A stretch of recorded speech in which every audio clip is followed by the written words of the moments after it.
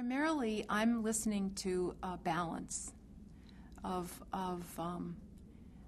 well, in Lutheran language, it's law and gospel.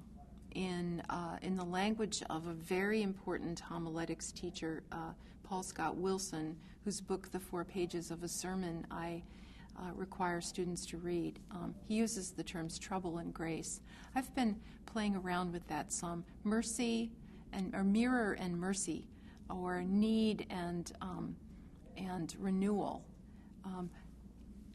are all ways that we can think about how the sermon expresses human need for God, and how, on the flip side of that, God answers our need. The sermon needs to show us, and I feel nourished when I've heard a sermon that does this, where it is that God is active in our life as a community and in my family and in my neighborhood and in my community and my nation and the world. Where is God at work? Because that's what I can't see by myself. I need the help of the church to see that.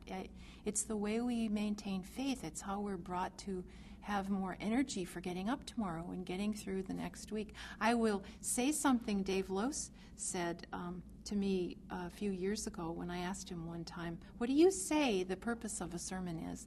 And he said, he may not believe this today, I don't know, but he said, I think it's to help people get through another week. And when I think about sermons in that way, I think that then what the sermon needs to do is say the grace of God as a sure proclamation for our lives, and that we then are really given the food we need to keep going.